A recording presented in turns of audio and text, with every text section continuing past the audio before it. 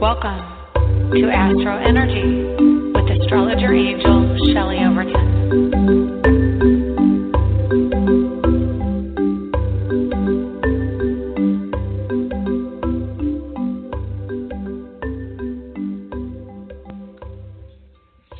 Hello and welcome to the January 30th, 2018 edition of the AstroEnergy Astrology Show. My name is Shelley Overton. I'm an astrologer in Orlando, Florida, and I want to welcome you to the show. I'm excited to be here. And I'm an astrologer in Orlando, Florida. If you are interested in getting a reading, you can get me at astrologerangel.com. So this week, we're going to be talking about Aquarius, and we're going to be talking about Mars and Sagittarius, and we're going to start out the show with an interesting little thing that happened to me over the weekend, and it involves astrology. So I have an aunt that I'm very close to. She is like my best friend, and we talk a lot, but she called out of the blue, and I'm trying to think, I think it was Sunday afternoon, and she said that my second cousin, who is the son of my cousin, had gone missing, and they had put in a missing persons report in South Dakota for him. He had been missing for about a week. His phone wasn't working, and they couldn't get a hold of him. My aunt, his grandmother, was unable to reach him. His mom couldn't get a hold of him. Nobody knew where he was. He was due back in South Carolina for the beginning of a college semester, but didn't show up. So my aunt, knowing that I'm an astrologer and I'm pretty intuitive and can tune in, and use astrology. Astrology is really my modality, and it opens up a lot of intuition for me, and I kind of read energy just looking at how the planets line up. That's why I say I'm an intuitive astrologer. So she called me up and said that he was missing, very upset, of course, and I'm relaying this probably a little more academically because I know how it turned out, but anyway, he had gone missing, and my aunt, again, his grandmother, my other aunt, I'll just call her Mary for ease. So Mary had gotten a call from the state troopers in California, and he had apparently, his pickup truck was left on a highway in San Bernardino, and he was not there. So they impounded his pickup truck, and he was missing.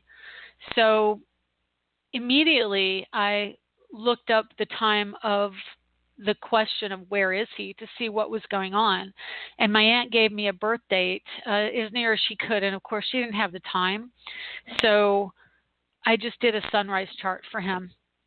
And she gave me a date. Let me think of what it was. It was, I believe, June 24th, 1990. And so I did a chart for him on that date, and I looked at it, and in that chart, he had a moon in Gemini, and it was in the 12th house for a Cancer sun, which meant, first off, I go back a little bit, I did a chart for the question. That would be a chart for the moment in time when you understand the question. In that chart, there was a finger of God aspect.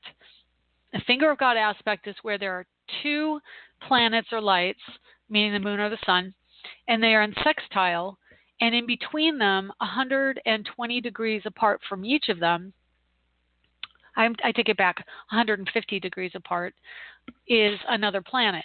So that would be the moon in the chart of the question. And so the moon was in Gemini also.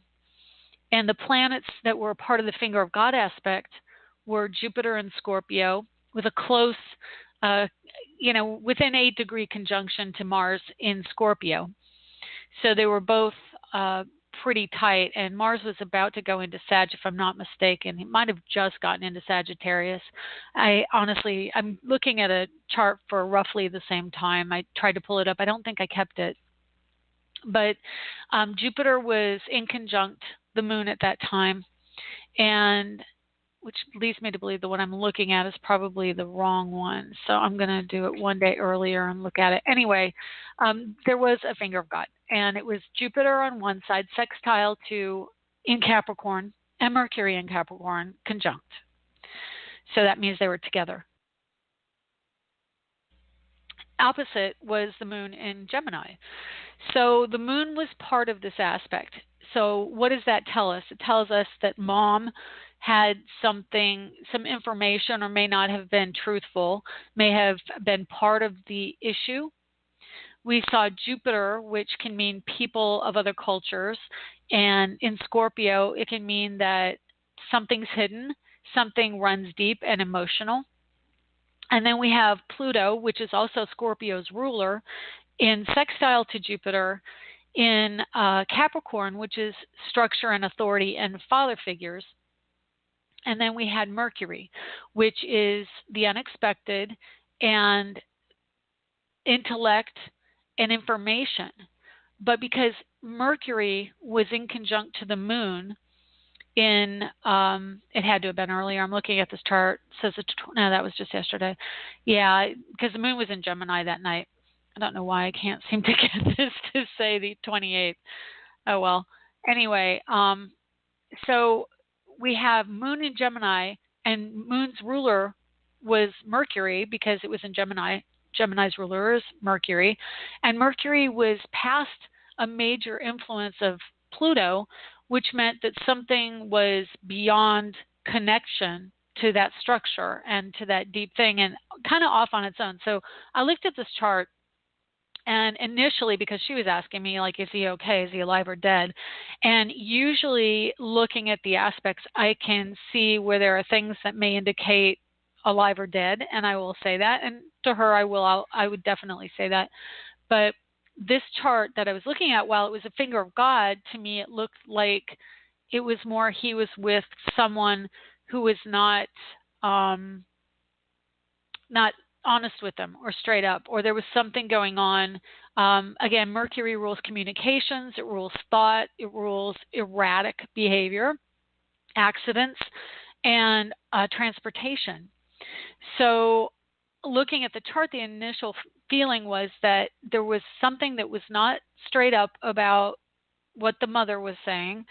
There were other people involved, which were not necessarily either he was lying or they were lying. And there was an energy with Mars. I think it was probably just in the Sag because it went in last weekend on Friday, and I got this call over the weekend. Yeah, Mars is in Sagittarius on Friday, and I think I got the call on Saturday. So, Mars was just into Sagittarius, which for me, when I look at a chart, an horary chart, which is a chart of the moment, says that there's something going on with activity, action, or travel.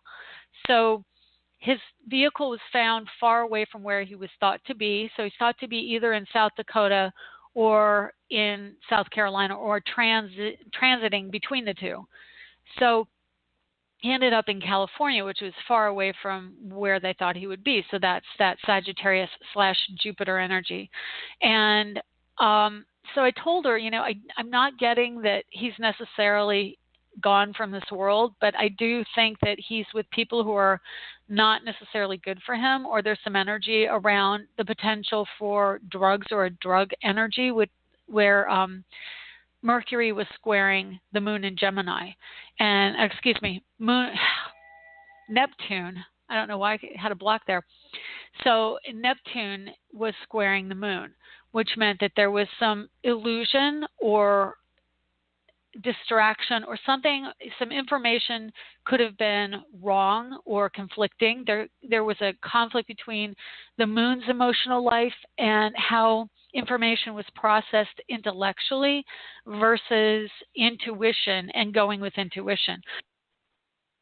That means that on a number of levels, it could have been he was not making good decisions. It could have been that people around him or connected to the situation were not seeing it clearly. It just depends. I mean, I was kind of flying blind, honestly, with a bit of information because I didn't know his accurate birthday. My aunt was guessing. And so I did the best I could with the information I had. Now, the chart of the moment really is probably the most accurate chart to go by in a situation like that, because you can read when information comes into our lives. that creates like the birth of the question. And when you are a person who can read a chart, that's like a photograph of that information coming to you. So it's loaded with data and things you can draw on to find answers. So anyway, I'm pretty sure it was Saturday night that she called. Sunday morning, I was concerned about him. I called a medium friend of mine who could not really get anything. She got a couple of images. Really, there wasn't that, oh yeah, he's only passed on or he's alive. And usually, if they're passed on, I think that you can intuit that heaviness or that for me, when I when I feel people are passed on, it's definitely that kind of black heavy energy that you key into, like, oh, this is going to be difficult for people around, and there's going to be depression and sadness. So I usually can pick up on that. And then looking at a chart, you can also see repetitive indicators of transition. Usually like Jupiter aspect or a Saturn or an eighth house aspect or something with the moon in a conjunction to a difficult planet or something like that, or square to a certain house. There's a lot of different ways of reading transition, like a death. So I basically told her that I didn't feel he was necessarily dead, but I thought that he was with people who were not in his best interest, or he was in a transitionary state or somewhere not where he should be. Obviously, his truck was far away, so that information was already apparent, but I didn't feel like that he was dead. So anyway, I told her that, and I talked to my medium friend, and she didn't pick up on a whole lot. And then she recommended another amazing medium whose name, I'll give you her name. Her name is Lizzie Starr, and she is really wonderful also. But I want to protect my first friend's identity, just because I don't know if she would want me to tell anybody. But Lizzie Starr was quite amazing, and she had a number of different hits on states and people, and she did not feel like he was past either. So that was pretty good news that everybody who was tuning in was not feeling that he was gone. And she had asked if the police had been notified, which they had in South Dakota. But anyway, so what happened was, Sunday, I was looking at the chart again in the sense of now, and my aunt called me and gave me an updated birth time for him, our birth date, and he was born a year later than she had told me. So I looked up the new chart, and in the new chart, he had a Cancer. Let me see, a Moon in Scorpio, and he also still had the Cancer Sun, and by now, the Moon literally had just gone into Cancer. It was no longer degrees of Gemini. So the moon was coming up on his sun. And in astrology, you're thinking, okay, there's light being shown on the sun, and the sun is the identity, the sun is the ego. So the moon's coming in, and, it's basically coming together. And in horary astrology, again, the moment of the question, you look at the moon for an indicator of how soon something will happen and the resolution of the issue. It is like the final say-so and stamp of approval on the read of that chart. So the moon is the strong indicator of the outcome. And having the moon transition into Cancer might originally not have been good, because it ends that cycle, it ends that sign, and you won't, like the resolution's already done. It's a done deal. And so you may not have a positive outcome. But because I did another read and it turned out that the moon was entering a new sign and happened to be within 2 degrees of his natal sun, I told my aunt that he's going to be found. I texted her after I realized this, after we had talked, and she gave me the new birth information. And I realized that the moon was illuminating his sun. The moon was coming, nurturing and caring, was coming to meet the sun immediately. So I texted her, he's going to be found, like, now. I mean, it was immediate. It was very, very close, like within hours. So, and I have just when I'm telling you this. So anyway, the next day I texted her that, and I don't remember getting any kind of response right away. So I kept looking. She didn't see that. Sometimes she doesn't have her phone with her. So the next morning, I'm just going about my business. This is Sunday morning, or I take it might have even been yesterday morning. I think it was yesterday morning. Funny how time flies. So she called me and she said that they found him.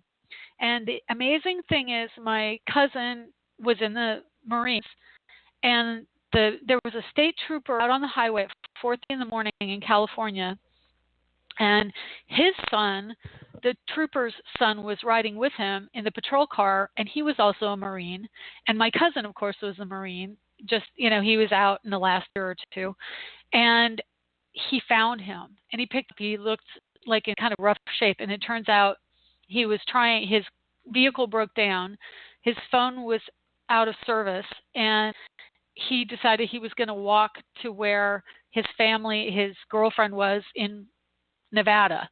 And that was his choice. And I think obviously he had some emotional trauma, and so was making poor choices. But he was walking the highway and was found by the state trooper and was put on a bus back to South Dakota, and family has been notified. So we found him, and it was within hours of having seen that this kind of energy was coming in to support him. And I have to add also that my cousin's father is on the other side, and I pretty much had a pretty stern talking to him about you need to really get him back on track and find him for us, and this is what you need to do. Honestly believe that he was working some magic on the other side of the veil. So fortunately, my cousin is back with family, or on the way to being back with family, and we know where he is, and he's going to get help. And I'm just really thrilled. And it is amazing to me how astrology can really come into play. And you can use the archetypes seen in astrology as an indicator. So anyway, that was just a wonderful story I wanted to share with you. I'm very happy that it resolved itself well, and I want you to know that it's a very cool outcome.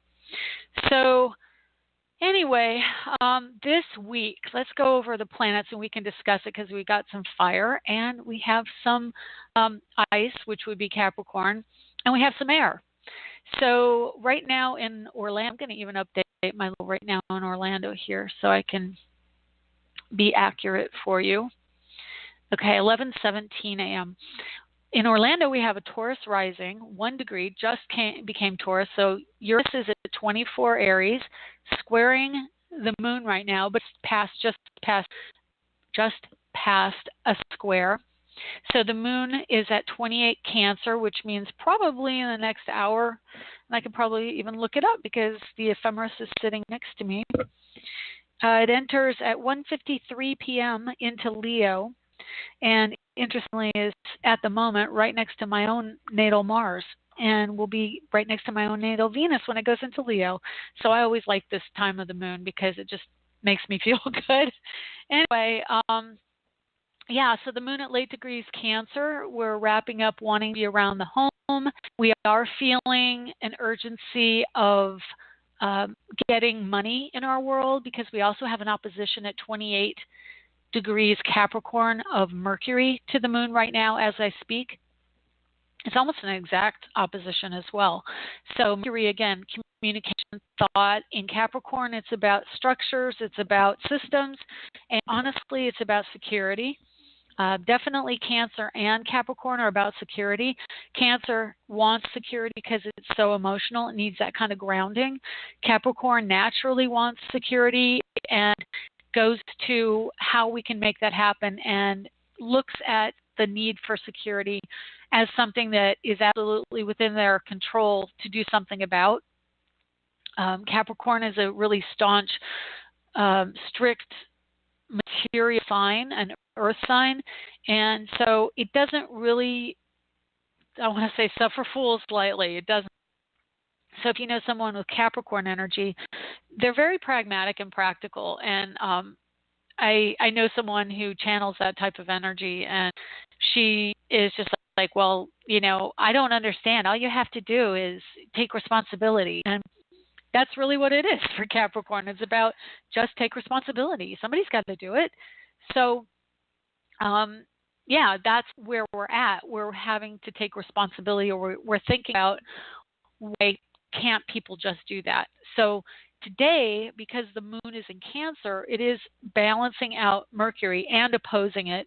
So you get both the energy of opposite ideas or even ideology around how we process information. The moon is processing it emotionally through feeling, and the Mercury is processing it intellectually and honestly through the material, through the systems. Um, let's see. Say you're driving somewhere. You are lost and you're not sure how to get somewhere, but some people will approach it. Some intuitive people will say, I have no tool at my disposal. I'm going to go in the direction. I think the sun, it's about noon. It's kind of going a little bit that way. I'm going to follow that, and I'm just going to trust that I know what's going on. And I'm getting a feeling that this might be the right way, and maybe back it up with what the moon's doing or the sun's doing. And then you've got the Mercury side of things saying, well, I've been here before, and I know that that street leads to that street, and they use the material world. They use street signs and systems. They might stop and ask directions. They're very pragmatic. So we've both going on today, and soon enough we'll have moon in Leo, which will put the moon in conjunct to Saturn. And so that's going to be a bit of a conflict. So, of course, Saturn rules Capricorn. And so Saturn is very staunch right now. Saturn does not want to budge, is not interested in anybody's opinion because it's not practical. And the moon is in Leo. Leo loves drama. So look for today and tomorrow to be really drama-filled. And the creative side of us, the creative people, are going to probably butt heads with establishment and with authority, or with authority figures, which can also mean your father figure or your mother figure if she's the one who's more in charge, which honestly I anticipate happening to me in the next couple days, but that's another story. Anyway, yeah, so Jupiter at 21 Scorpio, and so Jupiter he's flying through the sign. It's amazing. He just went in, I want to say in August of last year. Let's just double check when he went in. I don't know. There were so many changing signs and moving into different houses and doing all sorts of things last year. October, he moved in October 11th, and he's already at 21 degrees. So November, December, January, 3 months, and he's already blown through 3/4 or 2/3 of the sign, and he will not get out until November. So think about that. He's gone that fast, but then he slows down this year for a retrograde. I want to say it's June, if I recall correctly. It's easier to memorize usually, and that way you don't have to keep looking things up. So I try and memorize a lot of these aspects. July. So he goes retrograde on the 11th of July. But until then, he's moving forward, and he will get all the way. Oh, I take it back. No, I take it back. He goes direct in July. I'm sorry. He actually goes retrograde, I want to say, yeah, March 9th.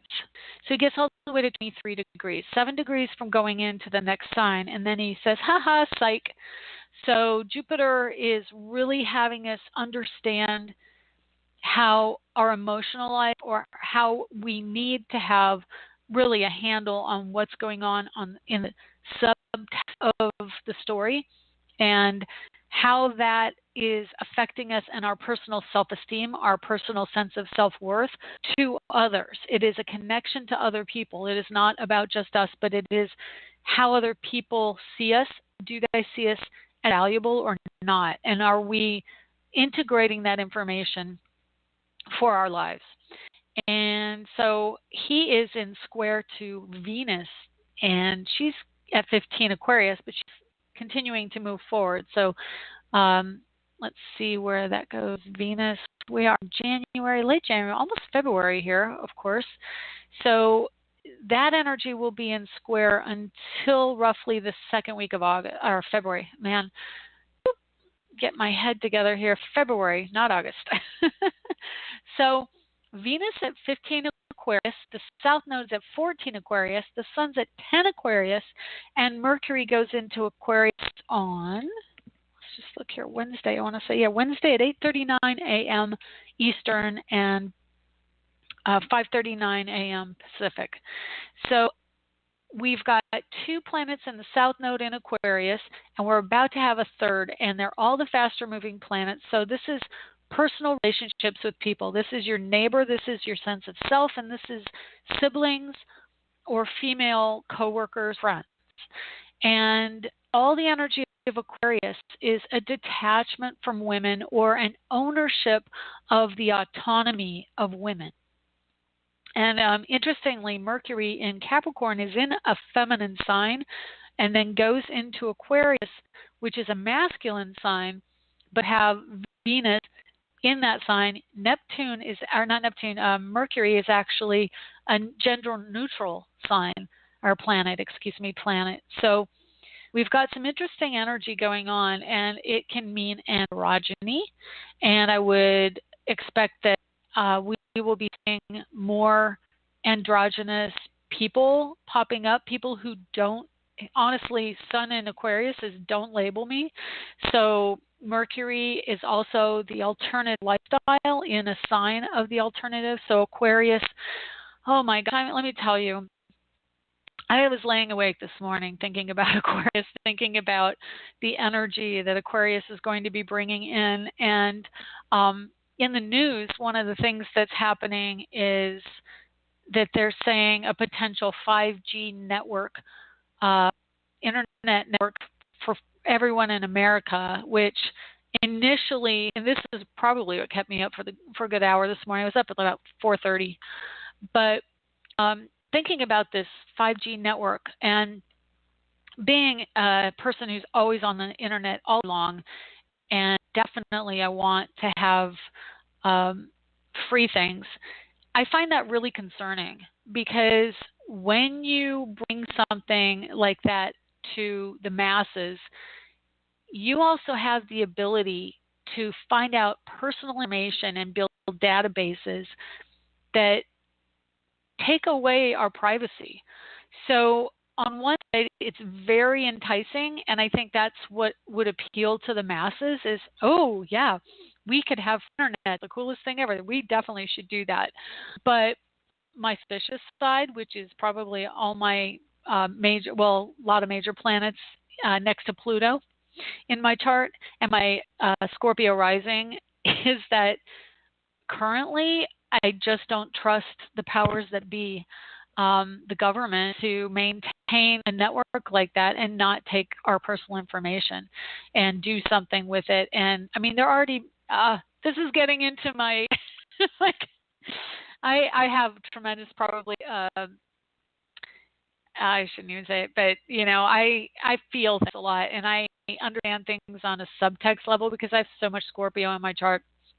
And I definitely feel that if something like that were to come about now, it would definitely be used for covert purposes that are not in our best interest. So I'm just going to leave it at that. But yeah, that's coming in. And interestingly, because I was also thinking about Uranus going into Taurus, which I'm telling you, there's so much information there about that. And I know I've talked about it already, but Uranus going into Taurus is about technology, but it's also about chemicals. It is an air energy. Aquarius is ruled by Uranus. So Uranus going into Taurus means you're bringing lungs and, the air energy of Uranus, which is lungs, and voice, which is Taurus, together. So it is on some level about speaking out and understanding the body in that area. And so many things with that. The idea of our air being polluted, being in our air, can come out around that time. As might get worse at that time physically. Understanding technology and its uses in everything that's Taurian, which is money, the body, love, romance. I mean, it's just increase exponentially. It's just going to go through the roof. I think that online dating may already start to be the norm, but I think it's definitely going to get even more ingrained in how we find our partners. And technology and chemicals could be used in our food, or maybe by the end of this transit, which is in about 7 to 8 years, we'll finally understand how that may not be the best thing.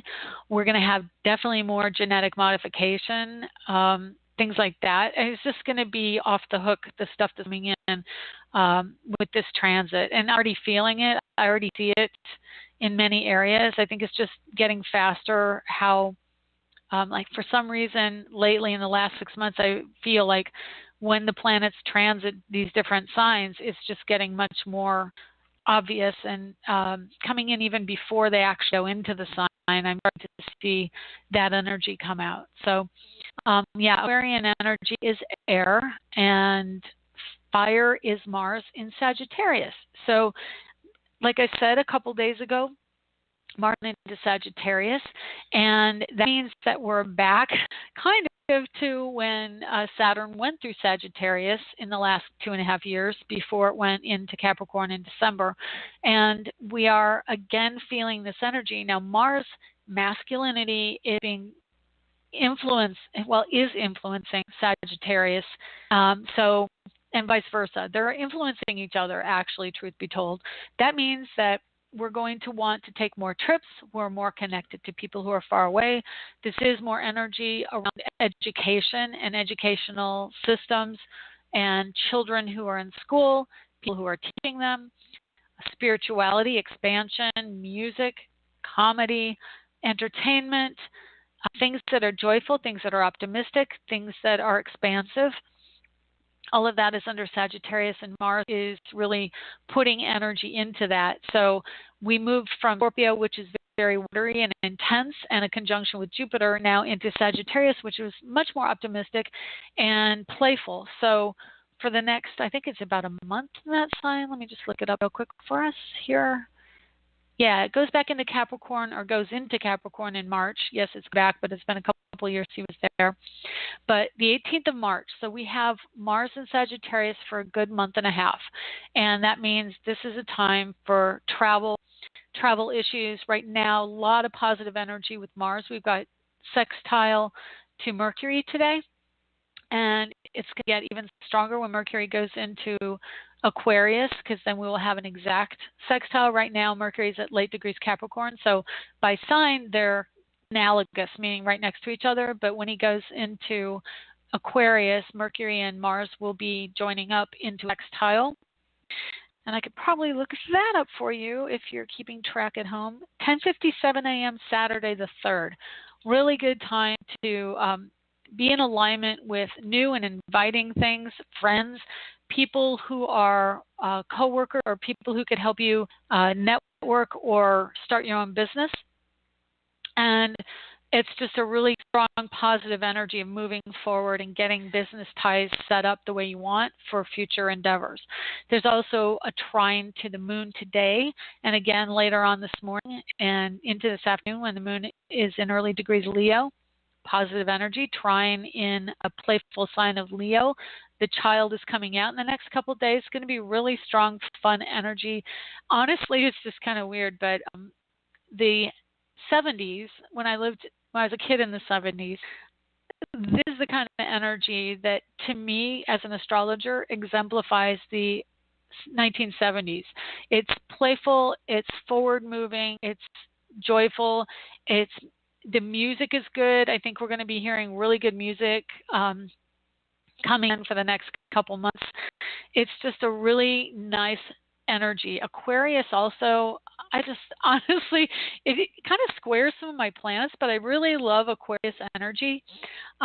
It's just bright and intelligent and brings in quirky, unusual things, but keeps it light, clears out the heavy, watery energy that we've been feeling. So even though Jupiter's still in Scorpio, Mars is now no longer Scorpio. And so the combination of having all the planets in Aquarius, which of course the Sun is also in positive aspect to Mars today, it's just really a nice energy coming in, and hopefully some brighter skies. Yesterday was such a dreary day, and today it's going to be much more bright and optimistic. So we have Pluto at 19 Capricorn, again, still trotting right through, trying to get things done. And he is in positive aspect to Jupiter and Scorpio. So that is a really roll your sleeves up, find the solution to the problem kind of energy. Mars and Sagittarius, again, in positive Mercury, if we have some diplomatic talks, definitely Mercury and Aquarius is about how we can be more cooperative as a group. So you're going to see some more across the board politically. It's going to be how are we going to cooperate, which I hope really happens. And then we have, of course, Uranus in square to Mercury today. So that's the unexpected. I would say also potentially computer issues, because Mercury, especially when Mercury goes into Aquarius, it's going to mean, that's tomorrow, it's going to mean glitches in computers because the information's coming fast, and it's like the system, which is Mercury and Capricorn, is stable. When Mercury gets into Aquarius, the system, it's like too much information is coming into the unit at once, and it's not qualifying it or quantifying properly, so things don't connect quickly until Mercury settles into Aquarius a little bit. I think initially it definitely is going to create a little bit of stress around phones and technology, communications, all the things that Mercury retro might create.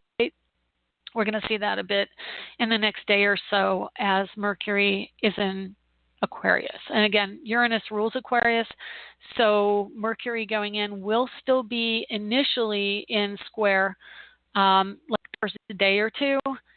And so Wednesday, Thursday will be in square to Uranus, which is the ruling sign of Aquarius. So that could be really difficult for blackouts or things not working well with our phones and technology, missed things. I wouldn't even be surprised if we have another hacking thing come out and information is lost. So anyway, that touches on where things are for this week. I'm going to take a quick 2-minute break so I can take a drink of water, and we're going to listen to a lovely ad about my happy place. Thank you.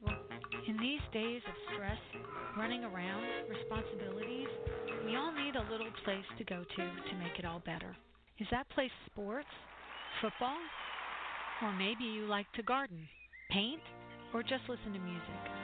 Wherever your happy place is, you can find a shirt or mug to reflect that happy place. At myhappyplace.rocks, we have a variety of lifestyle products, including iPhone cases, pajamas, and pet items, all with beautiful, colorful designs, which help us go to our happy place. Stop by on the web for great gift ideas for others and yourself. myhappyplace.rocks. Lenny Pickett appears courtesy of Random Act Records. Check them out at randomactrecords.com.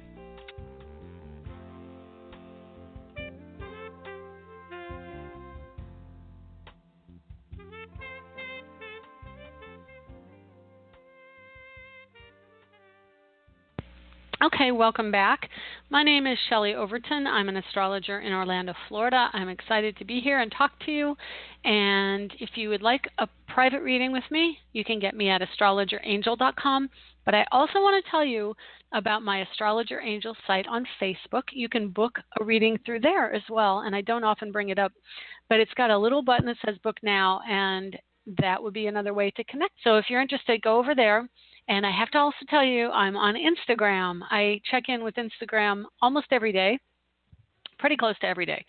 I'm there pretty much all day long on three different addresses, because I also do my art on there, which is Dotted Sky. So if you want to go on Instagram and see my art, you can see it at Dotted Sky on Instagram as well. And Artful Shelley is my main one.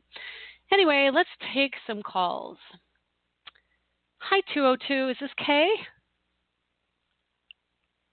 Hi, Kay. How are you? Hi. Is this Kay? Yes, it is. But I'm actually with a friend of mine who would like a reading, so I'm gonna. Okay. give you her Defer to her? information and let you talk to her. Okay, wonderful. How Thank are you. you? I'm good. How are you? Who am I talking to? I'm good. It's okay. I'm going to give you her info and then hand the phone Oh, to I her. thought you had already switched over to her. My bad. Sure. What's her name? Her name is Nicole. Okay. And what's her birth date? Her birthday is January 1st, 1981. Okay. What time? She was born at 9:35 p.m. Okay. And where? Bayonne, New Jersey. Spell that. Can you spell that? B-A-Y-O-N-E. Hello? B-A-Y what? O-N-N-E. Oh, Bayonne. Okay. Got it. Okay, let's see. And now you're talking to Nicole. Okay, hi, Nicole. Thank you. Good to talk to you. Yeah. So what can I do for you?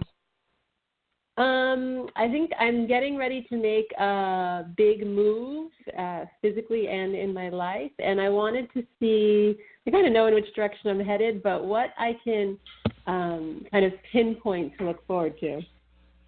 What you can pinpoint to look forward to. Okay. So yeah, you've got Mars coming up on your cusp of home and family, which would be the move. So is it like mid-February or is it a little later than that? The move, it's in the end of March, so it's coming up. But okay. I can say that about family because in the moment, a friend and I are talking about having a baby. Oh my goodness. Can you hear me okay? Yes. Okay, because I keep getting, I can hear you, but I'm getting this little no sound icon for some reason when I'm talking to you. So that's okay. As long as you can hear me and I can hear you, we should be okay. Wonderful. We're good then. Yeah. Okay, so March, that means that Mars is going to be right on your Venus and right on your Neptune in the house of home and family, and that is a very strong energy around a new home, far away, but also making dreams come true around the kind of home you want. Children look really good, and it wouldn't surprise me if that's something that you're working on by the end of February, if that's something you want to do, because Mars will be right on top of your Venus Neptune, that's like children to me. Mm-hmm. Sagittarius is a really great childlike, youthful energy, and they're really good with children, and Mars is all about that. So Saturn is at 4 degrees. Let me see what Saturn's going to do this year. And in a way, children could also be like dream children, right? So it's maybe not physically. Well, they're going to be conceived. My favorite. With like that high energy. I mean, the conception. I don't know how you're going to bring them into the world. Like if you're going to conceive them yourself, or surrogate, or adopt, or whatever. But that time, it's like the moment in time is like all that positivity, because again, Sagittarius is highly optimistic. It's just infused into that. So it does create this really great, warm positivity. And then, Saturn's in the sign of Capricorn, and you have Sun and Mercury in Capricorn. So, and that's in the house of children. So Saturn will be going into that house as well this year, but it will retrograde right at the cusp degree going into that house for you. Literally, it gets to 9 degrees and 5 minutes, which is the cusp of your children house. And that's the 9th of April.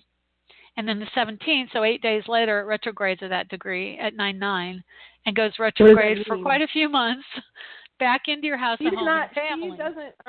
She's not as into astrology as I am, but I guess what she's trying to also figure out about this situation with the friend, and we can give you his date of birth if necessary. If it's something that she should move to do, like, she's thinking about just basically having an arrangement with a friend who is older, where she, has this child with him, and it's something that's kind of, it seems outlandish, to her even, but it's something that she's actually considering now. And wanting to look at it. I can tell you right now, especially Venus and Aquarius. Venus is like feminine issues, and Aquarius is alternatives. Aquarian energy is very much, and especially Taurus in Aquarius coming up in May. It's about alternate lifestyles and alternate couplings, things like that, because Aquarius is always the alternative. It's always the, I don't know, I don't want to label it, but it is more odd, or what is unusual, or what is not the norm. Yeah, it goes so the green. That would fit right in. Yeah. Can we so get who his do you birthday to check out? Okay, so let me clarify. You have a friend, and then you have a possible surrogate. Is that what it is? No, I mean, all of those details are not worked out. I think for me it's more like, am I focusing my energy in that direction, or is it more about me and what I want to do with my life and my career, or is there the big potential there that I was putting my energy in that direction? I was just trying to figure out if the friend is like your potential baby daddy. I mean, there's trying to label the chart. Okay, so the friend, yes, it's a potential baby daddy, but they've been friends. Okay, I will put that on there as baby daddy. You're just labeling, yes, baby daddy. Yeah, I'm just labeling. So, what's his birthday? It's May 3rd. Okay. 1957. 1960 or 50? 57, 57. 5. Okay, 5. And then the time, if you know it. Not sure the time, but in Pittsburgh. Okay, I'll do a sunrise chart for him then. Okay. Okay.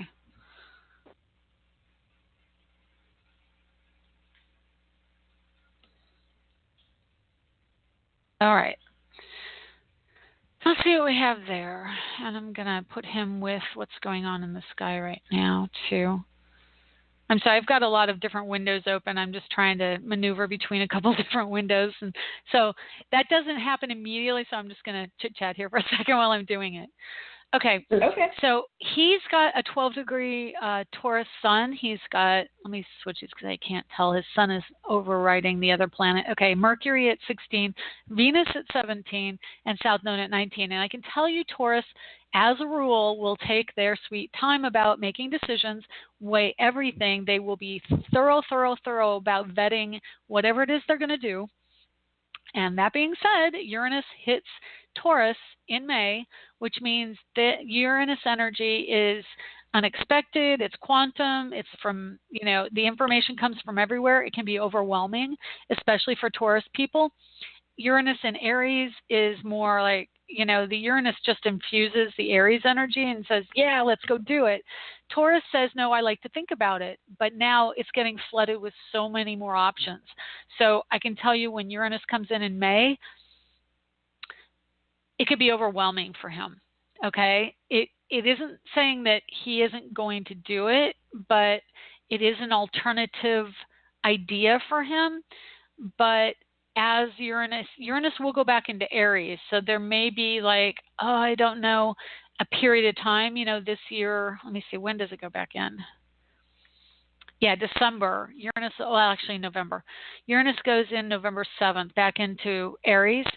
So the end of the year might be a little bit more like going back and wrapping up some old stories for him and subconscious ideas around his own masculinity or what he expects himself to be in the situation, but then goes back in next year for good and won't be back for 80 years into Aries. So this is the last kind of Aries energy. And I think that things that might happen with the last gasp, because personally, Uranus going back into Aries is like emergencies and, all of the stuff that's going on with more aggressive behavior right now, that could affect him, especially with having it because we have a sunrise chart. We don't know what time he's born, but it can still accurately affect some of the influences for him. So he may, if he does commit to it, he'll be like, oh, there's an interesting idea. Let me think about it. And then there's a lot of information for him. And then when Uranus goes retrograde, there could be some things going on in the world that might make him want to step back and say, I don't know, is this world safe to bring someone into? And, things like that, because it's real subliminal stuff that's affecting him. So it might kind of affect his psyche come the end of the year. But let's see what else he has going on. Well, he has good parent energy. Virgo is in his house of children, and Jupiter's there, and that definitely makes him conscientious about his parenting skills if he's going to be involved. I don't know you're going to have him. Is this someone that you want to involve with the parenting? Yes. Okay. So yeah, I mean, he definitely could be involved. Again, the next 2.5 years, Saturn's in Capricorn, and so there is a potential that he might not stay close by. There is a potential for him to have opportunities, career opportunities in other places if he isn't already. And so that might make it more difficult only because he might not stay around. And on top of the fact that Mars in the next month will be going over his Saturn. And so there's something going on with him around career taking a turn for someplace farther away. Is he, well, you know, again, it's a sunrise chart, but his Saturn falls in the 8th house, which is legal issues, therapy, things like that. But it's in Sagittarius, which is spirituality, again, travel, long distance. So he could do things like pilot. He could be a pilot. He could be a lawyer. He does international business with like lawyers and things like that. He deals with lawyers? Okay. Yeah. Yeah, so that makes sense. Yeah. Okay. All right, but there are some business opportunities. He's not quite ready. It's like he's honestly in the planning stages, and I think that he will ultimately be his own boss. Oh, you said he already has his own company, right? There's going to be an expansion of that, a huge expansion in the next 7 years of his entrepreneurial endeavors.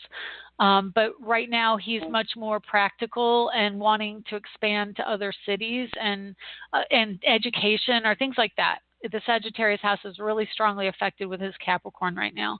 So he's got a lot of growth around learning and education, travel, things like that. Wow. Yeah. So, and as far as Cole, you wanted to know how you're moving. Are you moving to be closer to him? No, but in the move, we end up closer to each other by default. Oh, okay. Very cool. Yeah. Okay. Well, he doesn't have any planets directly transiting his house of home and family or children. Most of his stuff is, quite honestly, up at the midheaven in the top half of his chart, which is all like career, connectedness to networking, maybe a little bit of friendship, but he's got a lot of intuitive stuff coming in around friendships and networking, people associated with how he manifests his life purpose. And there's a little bit of marriage and partnership going on too. Jupiter's in his house of marriage and partnership, and Mars is just about to go into commitment. So, actually, that's a good one. He's currently separated from his wife, and actually in this moment in time, figuring out if they're getting back together or not.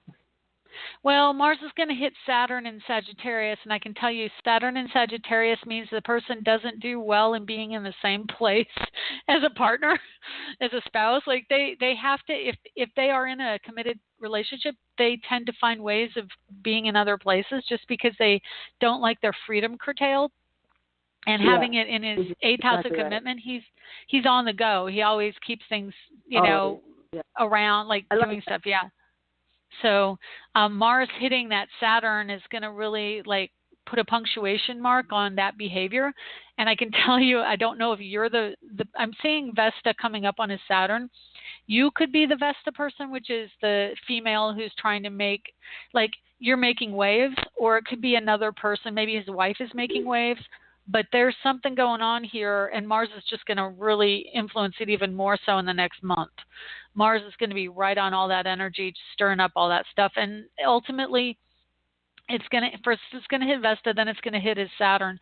And whatever's going on with him is going to have to be dealt with. And if he hasn't yet, he's going to by the end of March. Because the end of March is when, let me see, hang on, let me double check. Venus will be going through that house as well. Hang on. Let me double check that. March 2018. No, I take it back. I was looking at the wrong numbers. It's right next door. I have columns here, and I was looking at the wrong column. Mars hits 13. No, February. Yeah, so 13 degrees. I'm sorry, I'm just going through. 17th of February, just after Valentine's Day. Oh, this is going to be an interesting Valentine's Day. Guaranteed. Guaranteed, because you'll have Mars Vesta on his Saturn. He is going a lot of women issues and commitment stuff. So, baby daddy, you better be prepared because it's coming. I think he's ready to deal with it, actually. Like, oh, good. Yeah, Saturn. Yes, he had a Saturn return recently, and now it's off into the next house. So Saturn is really focusing, and interestingly, Saturn's in the Sagittarius house, but it's in the sign of Capricorn for him. So he is really kind of standing up, going, okay, now I got to get my ducks in a row and clear up all this old stuff. But I want to say there's going to be a bit of a tantrum around women coming his way, and he's going to have to deal with it. So, yeah. When will that wrap tantrum? I can barely hear you. I'm sorry, I'm not really hearing a good volume. Say it again. I said, do you see when like the tantrum and all the best of stuff will wrap up? When it will wrap up? By the end of February. I mean, he's got Mars on his Saturn on the 17th. Pardon? What was that? It's quick. It'll be decided soon. It's quick. Yeah, I mean, Mars moves into Capricorn, and then the responsibility will be taken because Mars will join up with Saturn. And when Mars joins Saturn, that's going to be like, okay, it's pretty much, no, you don't get away with it. April 1st, ironically. April Fool's Day, he'll be like, this is we're going to be straight up and honest. And that's the day Mars moves not only into Capricorn, but also out of his house of commitment into the next house. And it fulfills whatever decisions he's made. That's when it'll fulfill. So, yeah. Wow. You did all that from the sunrise chart. That was awesome. I did. Like I said earlier in the show, I had to do a sunrise chart with my cousin's disappearance, and, you can read a lot from it. Mm-hmm. Wow. Yeah. Well, that was great information. Thank you. You're welcome. My pleasure. All right. You're welcome. I'm moving on. Have a great day. Thank you. You have a great day, too. Bye. Okay. Bye. Take care. Okay, let's go to 651. Hi, 651. How are you? Hi, Shelley. This is Linda. Yes, I'm okay. Okay, good. Good to talk to you. What can I do for you today? Talk to you too. It's been an interesting few weeks. Could you give me a general reading, perhaps, for the next couple months, or particularly I can. For the next couple months, yeah. Let me just get my stupid little charts in order here. They're being difficult. Every time I go to click one, my screen splits all my windows apart. I'm like, stop that. Okay, the next couple months. So again, because we just realized through the last reading that Mars is going through Sagittarius and into Capricorn, that falls in your house of career. You also have, everybody has Vesta at 7 degrees Sagittarius, and that's in your house of career. So Mars is joining up with that very soon. Let me just look specifically in February when it is. Vesta. It is roughly, because I don't have a chart that tells me when Vesta moves easily, so I'm just going to guesstimate. It's going to be like the 10th of February. That's when you may have some difficult, stressful aspects with a woman in your career sector. So, or even authority figures, you might kind of have some friction there. Jupiter it's close to your midheaven right now, but it's not going to get all the way. It'll get really close. So it's really having you consider some changes. That will happen probably at the end of the year. And at the end of the year, November, is when Jupiter goes to your midheaven. So look forward to that. That's going to be something fun, an opportunity farther away if you choose to take it. Mars is also kind of triggering some of that information for you right now. Some of that, like, oh, do I want to stay here or do I want to go? Saturn in your 11th house could also bring opportunities that are more freeing to you within the structure. So Saturn in Capricorn is like you're kind of clearing out some old career issues. A lot of stuff's going on in your 12th house right now. Again, it's the subliminal stuff around discovering your own triggers through fear. So look closer at why you are triggered through fearful things. You have Pluto pretty close to your Chiron. So this is a big life trigger for you. It's like your deepest wounding took place around structure and your own ability to intuit what you should do, but authority didn't necessarily listen to your point of view and Pluto's really trying to wake you up that your point of view and your intuition in situations, especially career-wise, are valid, and they're good and valid, and validate them. Let's see. So for the next couple months, definitely Aquarius energy is going to trigger, and Venus is there and Sun is there for now, is your rising sign. So it's your sense of self. And that means you want to be more independent.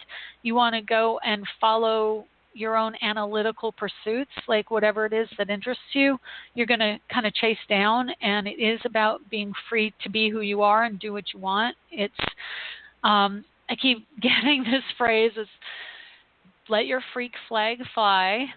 That's kind of the next month. Be very independent and who you are. And then when the Venus and Sun and probably Mercury get into Pisces, which is early April, March into April, you're going to feel a little bit more bogged down by financial issues, but very sensitive and honestly intuitive. You're going to be creative. And if you want to do more artistic things, that's a really great time in March and April to do them. Pretty much right now, a lot of what's being triggered in your chart is static.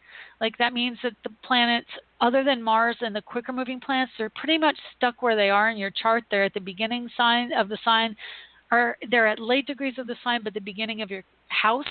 So they're all really settled in. So your issues are going to be around education and really trusting yourself to either learn or teach what you know to be true intuitively, and value yourself in educational settings. Own your own authority. Don't discount what you're picking up intuitively. And know that you're going to be having a ton of information come in for the next few weeks, especially when Mercury goes into Aquarius for the next month. It'll be like bing, bing, bing, bing, bing, and you're going to be lit up like a Christmas tree. So, connect to technology, write things down, do whatever you can to express the information so that you don't get scattered. I would say ground. Saturn in Capricorn wants you to ground the energy, and that could also be really evaluate where you are in your career, and if you want to consider doing something on your own, you could do it. Saturn in your 11th house means that that's a possibility for you. Okay? Okay. And Neptune and the sleepiness, is that, am I moving out of that soon? It's not likely. Last week you were talking about how Neptune... No, you're moving into it. Oh, crap.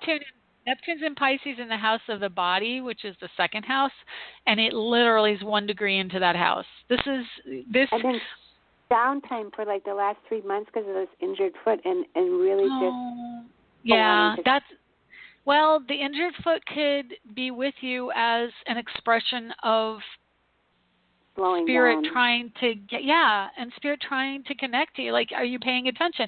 Because Pisces rules the feet. It's in the house. Neptune's in the house of the body, and you've also got a trine to Saturn and Capricorn.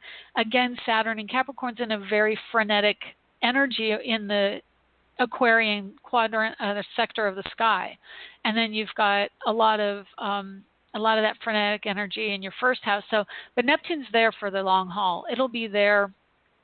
Let me look it up for you, and then I'm going to take one more call before the end. Let me look. I'll tell you, Neptune will be there until 19 degrees of Aries, and it's a long way in the future. It's 20. I don't even want to tell you. I'm going to give you the exact day it'll move out. Let's see. I'm looking at your chart. So Neptune at 19 degrees and 29 minutes falls in December. No, 29. It actually goes over the degree a couple times, right around the end, December of 2034. Yeah. So you've got a good, what is that, 16 years of Neptune in your house of money.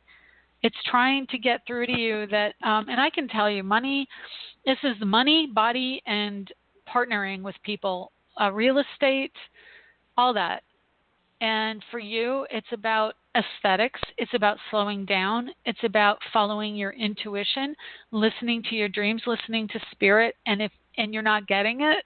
So if you don't get it, you get injured. You get issues that come up and get worse. So I know, and I can tell you, you have Venus and Mars in Virgo. Mars in Virgo wants to go, go, go, go, go. It's just the nature of Mars and Virgo. They are the workaholics. And guess what? Neptune will not tolerate it. Neptune has so much more energy and power to influence over the long haul than Mars does. Mars is very quick and wants to do it now, and Neptune says, go ahead and be upset. I'm here to stay for a good long time, and you will get the message by the time I'm done. You're going to be chill. So it's slow down and go with the flow, and yes, instead of sitting and driving. Well, let me tell you, I have just the beginning of Neptune opposing 4 of my planets, including Uranus, Pluto, Mercury, and the Sun. It's right opposite my Mercury right now. I actually just passed it, coming up on Uranus. It's so frustrating because I have a lot of Virgo myself. I have a workaholic, energy. I like work. But Neptune is about taking it slow and listening to things, being a part of nature, being a part of spirit, sleeping and getting your intuition through sleep. That's what it wants to do. Okay? So you got to get the message, and I can tell you it may be a battle. You got that Mars there. It's going to be a battle, and it only goes 1 or 2 degrees a year. That's why it takes so long. Okay. But it is the message for the next decade and a half of your life. So slow and easy. Yeah.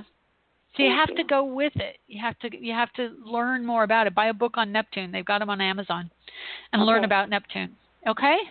All right, and let's see, your natal Neptune's in Libra, so it'll be approaching and in conjunct to your natal Neptune, and it's in conjunct to your Sun, which explains a lot too. That it's not wanting to cooperate with your ego. Your ego wants to make things happen, and it's really trying to slow you down and say you're missing a lot of stuff. Or if you pay attention to the dreams, the daydreams, and the visions, that's going to be where your power lies, especially with making money. So it's going to really shift your thinking around everything, especially money. Okay. So it's about allowing as opposed to receptive, not proactive. And you're proactive, you have to be receptive. So this is the easy way, and it goes against what the country you live in thinks of the way it should be. So, we really are in this decade of accepting that things cannot be forced to happen, that we have to allow things to happen, that there is an overall flow. Okay?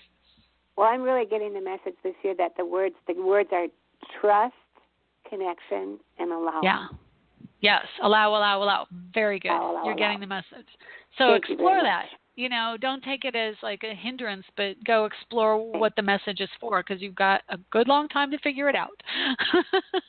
The river flow by it. Don't try to push it. That's right. Get into the stream and let it take you. Okay? All right. Thanks for the call. Thank you. You're welcome. Bye. Okay. I am going to take one quick question from 973, and then we're going to wrap up. Hi, 973. How are you?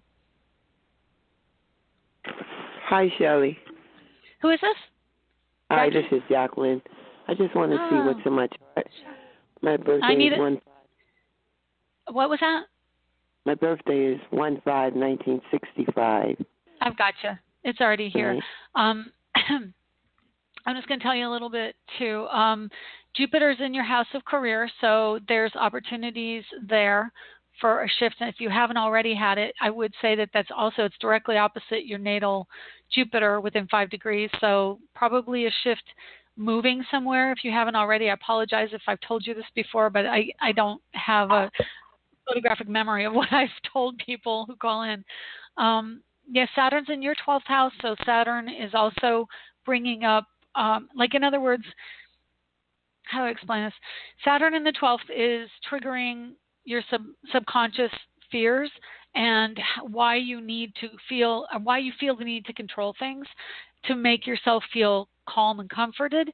So that's part of what you have to learn for the next 2 years. And it's not going to be the whole time. This is the subconscious stuff. And then Saturn goes into your first house when it hits 14 degrees. And then it'll be about how you express your ego. Right now, it's how you're taking in information that you pick up from other people.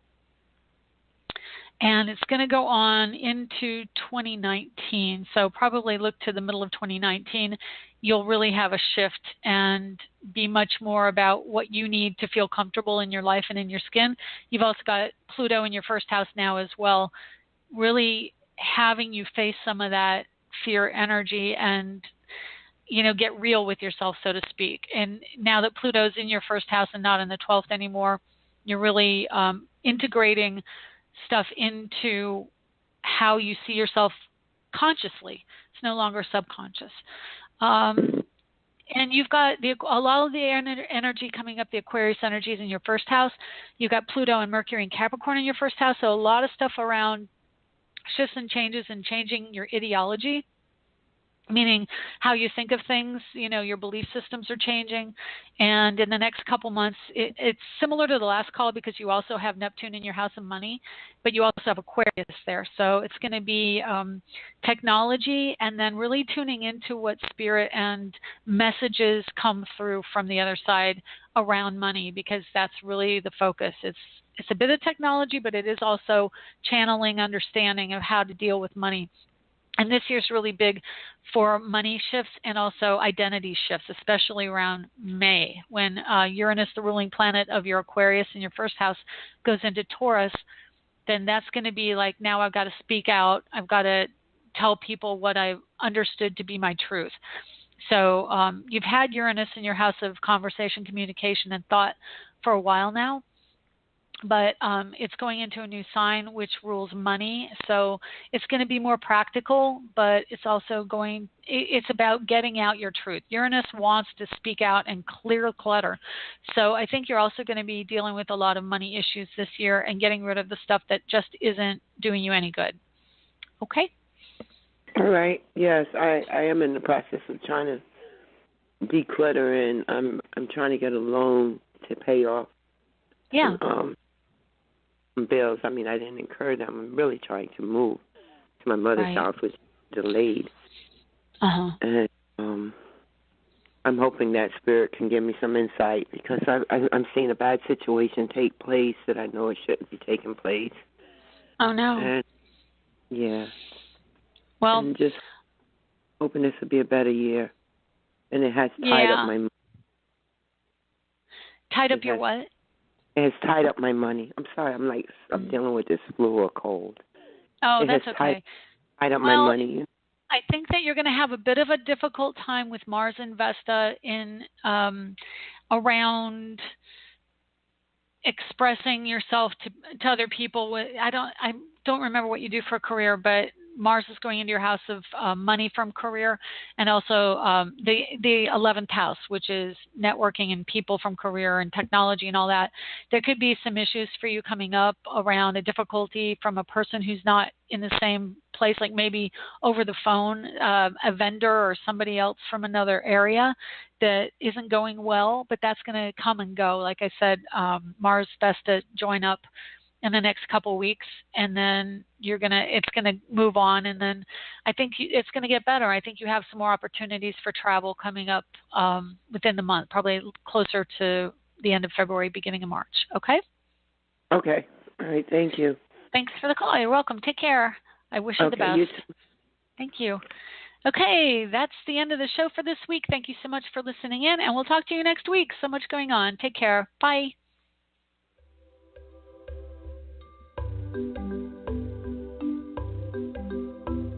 Thanks for stopping by AstroEnergy this week. If you would like to get a hold of Shelley Overton, you can get her at astrologerangel.com, on Facebook at AstroEnergy or Astrologer Angel. The music was provided by Kevin MacLeod at incompetech.com, with additional music by Ironwood Rain. Check them out on the net at ironwoodrain.com.